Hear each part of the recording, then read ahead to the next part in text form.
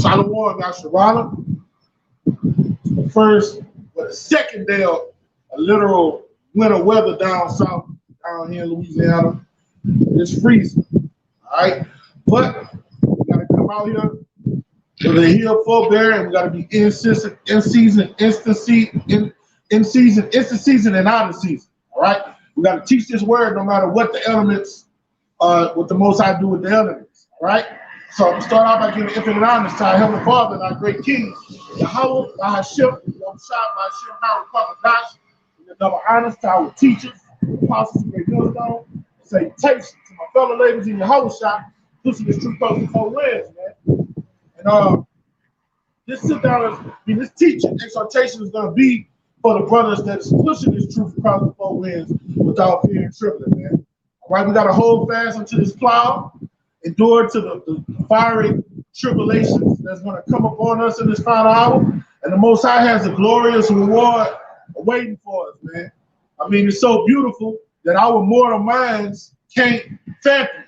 And our minds can go far. Our imaginations can go far. But what the Yahweh Shema Shai have in store for us, we can't fathom because, hey, Paul went up into the heavens and he saw things that he couldn't utter. He said it was unlawful for men to utter.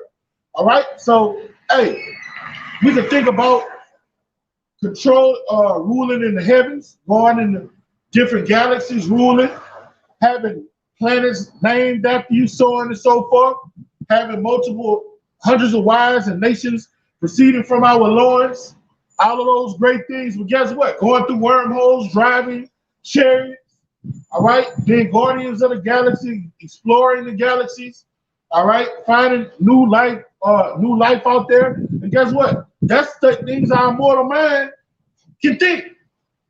And what Yahweh Bashim Shai have in store for his servants is something that we can't even think of. Okay?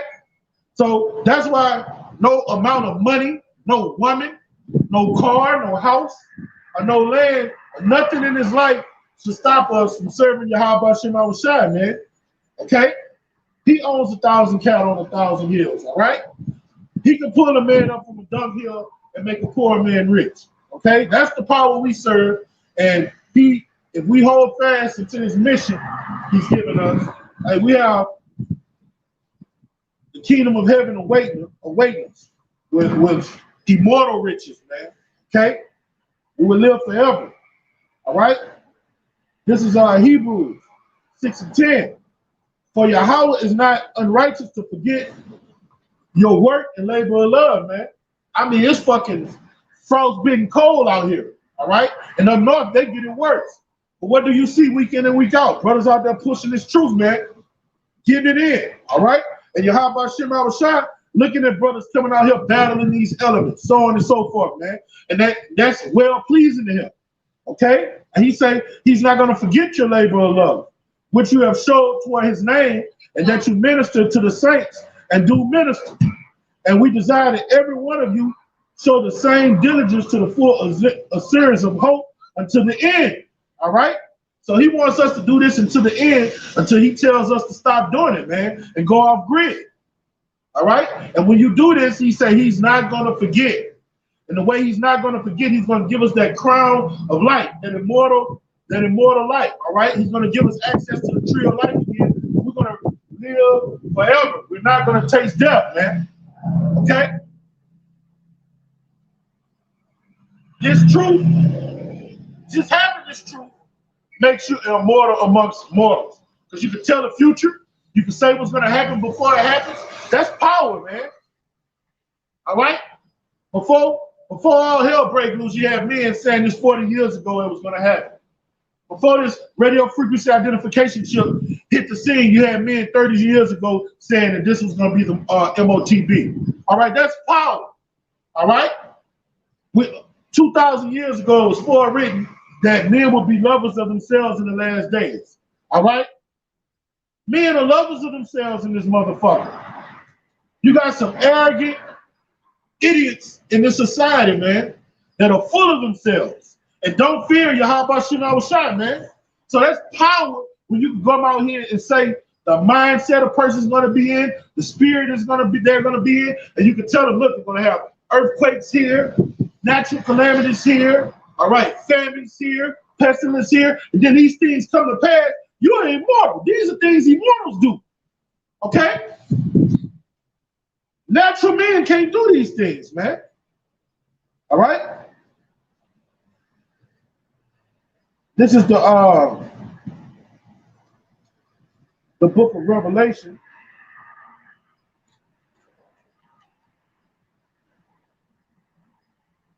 This is the book of Revelation, chapter 18, verse 11. No, I'm going to go down a little lower.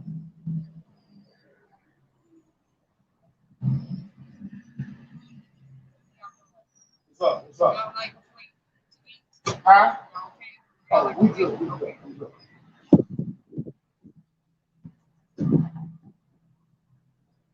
All right. There's that precept. All right.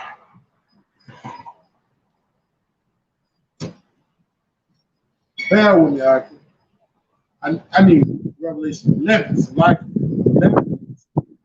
All right. This is Revelation chapter 11, verse 18. And the nations were angry, and thy wrath is come, and the time of the dead that they shall be judged, and that thou shalt give us reward unto thy servants the prophets.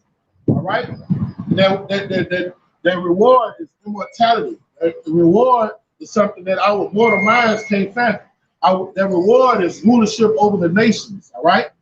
That reward is being put in that state that we were in when we were Eden, man. Okay? Having dominion on the planet Earth, man. All right? And the reward is going to be greater than that because guess what? We're going to be in the galaxies, man. All right? That is a beautiful reward, man. And it reads, and to the saints, to them that fear thy name, small and great, and should destroy them which destroy the earth. Okay? And that's a reward, man. Seeing the fall of your enemies, man. Getting recompense, retribution, revenge. All right? That's a reward. Okay? And these things are going to be given to his servants, the prophets, man. The brothers that's out here laboring, toiling. All right? In the heat of the day, in the cold of the winter. All right? Even when they're sick, even when they're not feeling good, brothers still come out here and prophesy. The Most High is looking at these things. All right? In fact, these things are getting written about. This is the book. Let me get the book of Malachi. This is Malachi chapter 3 and verse. Here we go. Malachi 3 and 16. Then they that feared the Lord, Yahweh Shema Shah, spake often one to another, prophesying. All right, iron sharpening iron, edifying one another. Okay, and Yahweh hearkened and heard it, and the book of remembrance was written before him and for them that feared the Lord. These things are getting documented. All right, all of the trials, tribulations, and labors brothers are going through. Okay, and it reads that bought upon his name. The Most High is documenting these things, man. Okay. These things are going to be written, boy, just like we got these books we're going out, more books are going to be written. And that day shall be mine, says Yahweh Most. In that day when I make up my jewels, and I was spared them as a man spared up his own son that served him. All right? The Most High say he's writing these things, he's documenting these things. And if he's documenting the acts of the righteous man, he's doing it for the wicked, to bring them judgment too. All right? Then shall you return and discern between the righteous and the wicked, between him that serveth Yahweh and then him that serveth him not. All right? That's why you get away with nothing, man. The Most High have angels documenting everything, every act, every thought. All right, he's bringing everything into judgment. When you read 2 Samuel, he say all actions are getting weighed in the balance, man. Okay, and for his prophets, man, It's going to be a delight. He said going to wipe the tears from our faces, man. All right? All of this hurt, pain, turmoil, trauma that we've been going through here in America, the Most High is going to wipe all that pain away from us, and we're not even going to remember it. He said the kingdom of heaven is going to be so glorious, we're not even going to remember all that hurt and pain we went through. Okay?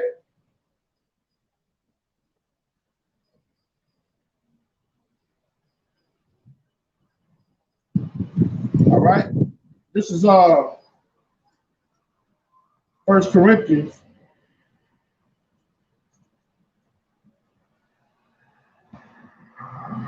chapter 2,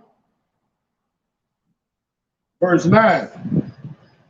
But as it is written, eyes have not seen, nor ears have heard, neither have entered into the heart of man the things which Yahweh have prepared for them that love him. That word love is always interchanged with obedience. Obedience is love. Okay? And so, as I brought out before, the kingdom of heaven is going to be so great, our mortal minds can't fathom it. All right? We can't fathom what he got in store for us. All right?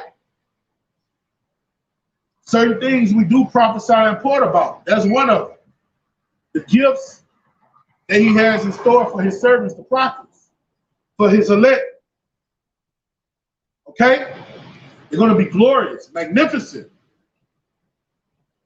Something to die for on this side. Those are things worthy to die for, what he has in store for us. All right? That's why he told us, hey, this thing that I got in store for y'all is so great, be found faithful unto death. Okay? And you got guys out here selling out for Federal Reserve notes that are about to be bought to know. All right? That are losing their worth every day. All right?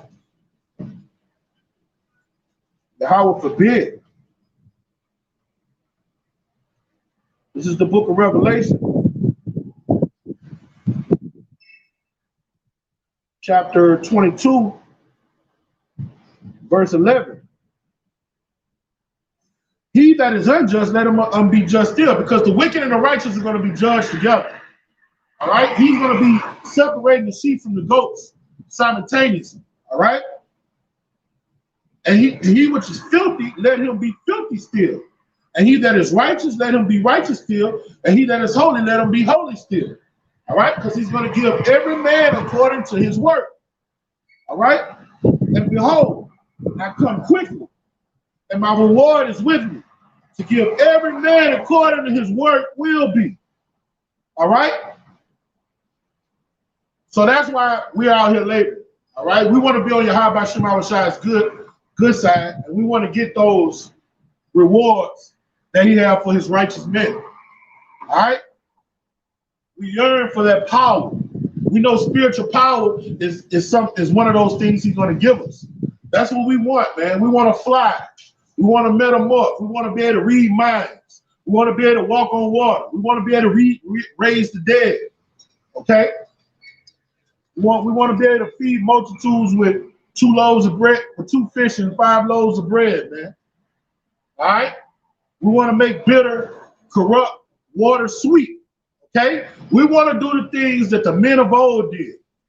Elijah outran a fucking horse chariot, man. All right? Those are things mortal men can't do. But what the Most High has in store for his servants, the prophets, we're going to be able to do these things, manipulate the elements, defy the laws of gravity. All right? That's a part of those gifts. He give you that crown of life, that comes with it. Then another part come in with it that we can't even fathom. That our mortal minds can't even fathom. Okay?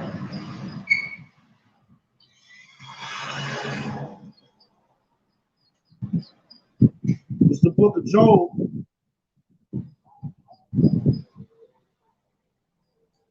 Chapter 19. And I'm gonna start at verse 23. All right. Oh, that my words were now written. Oh, that they were printed in a book. All right. And all of these valiant acts of brothers coming out teaching, of elder apostles, Elder Apostle Tahar was been out since 85, all the way up to 2021, pushing this doctrine of life. All right, those things are getting documented in the book. You have angels recording these things. The Most High might put the spirit on one of the brothers like he did Luke, Mark, and John to document everything they've seen and heard, okay? And they're going to be written in the book to come, okay? That they were graven with the iron pen and laid in the rock forever, right? These things we're doing are going to be documented forever. This is going to be put in the history of the Israelites. The Bible is our history, our so-called black history. All right, the prophets on the highways getting it in right now, that's going to be our history, man. That's going to become a part of our history thousands of years from now, man. All right? The wicked acts of certain guys that were teaching off doctrines, and they're going to, the 2/3, they're going to see how they went off in the scriptures. All of these things are going to be documented. All right? And the men that were righteous, that were honorable, they're going to have a righteous name that endure without. Look at Samuel, King David, Samson, Solomon. All right, all of these men. We got 3,000 years later, these brothers' names are immortalized. Those incarnations that they in, Elijah, the prophet, John the Baptist, Peter. Their names are immortalized thousands of years later. Okay? That's what's going to happen with Elder Apostle Tahar and the brothers that's getting it in, man. Throughout the 4 winds. Elder Apostle Gabar, Elder Apostle Ricard, Elder Apostle Ariel, man. All right? The brothers in various churches, just like the brothers scattered across America, metaphorically speaking, that could be Asia Minor. Okay? Titus, Timothy. Now, brothers getting documented, the things they did, written down. All right? Beautiful, man. We living in some beautiful times, and it's getting documented by the angels. Okay?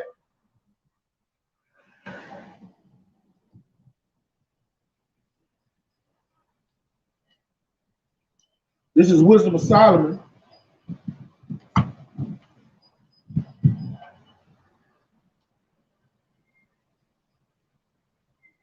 Chapter 6. I'm going to start at verse 17. It reads, for the very true beginning of her is the desire of discipline.